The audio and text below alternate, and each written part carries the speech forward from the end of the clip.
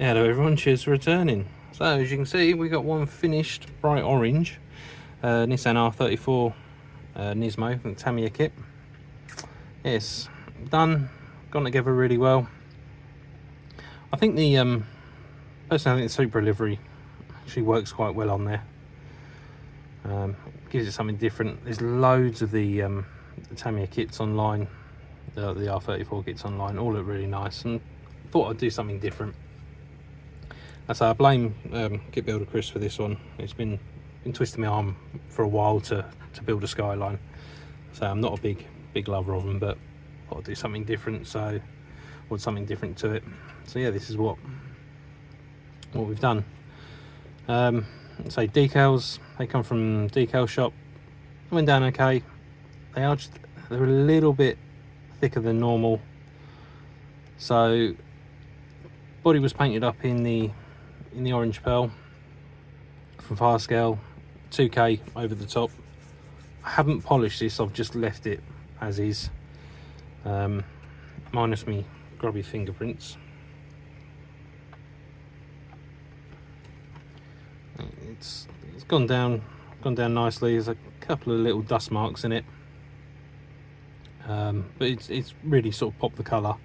It's a nice orange with gold fleck in there, which I'd say I think suits it. Front end of the car, standard. Put the mesh in, the kit mesh, behind the openings there. I did leave this section in here open, just give it a slightly different look. The wheels were painted up in the chrome silver, and then given a coat of the new aqua gloss from Fire Scale, just giving it a nice bit of a shine, something different to the 2K, but you can sort of see it's got a shine to it. And then the brakes were done in the Porsche brake caliper paint, so that was just to give it a little bit of colour as you look at it side on. Rear end, as everything was just fitted. Tamiya clear red was used on the light lenses, and then tried a little bit of heat staining for the first time around the exhaust, which I think looks okay. Interior, so that was painted in a mix of NATO black and rubber black, and then the Ford Sierra blue just for the seat inserts. It's a little bit of contrast between the blacks. Like the speakers are done in the rubber black, the rest was done in the field black, in the NATO black, sorry. And then underneath, so with the underneath, I wanted to try something different. So a little bit of weathering, it cheats way out because it's underneath, and to be honest with you, how often do you lift your models over and have a look underneath? But so yeah, it looks okay. So for a first attempt, I think it looks okay. It could be better. I've been collecting the AK weathering pencils recently, so I use them to do sort of a little bit of like concrete marking, a little bit of weather staining, so a little bit of the smoke one, just to dull the exhaust down. So the exhaust itself was painted up in a sort of silver.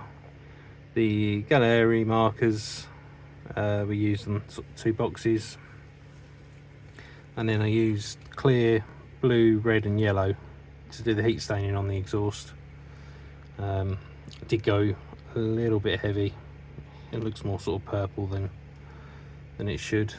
I think the tip of the exhaust looks okay.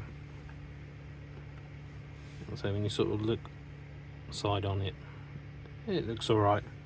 So it was first attempt. You've got to learn somewhere, you've got to try somewhere. And so you just turn it over, you hide it, and we can try again with the next one. So yeah, so that's the first build of the year done. I think it's come out okay. I think the only issue I had, and that was down to me, just here on the rear spoiler, it must have slipped when I glued it. It sort of closed up in this section. It's open there. But other than that, kit it literally just fell together.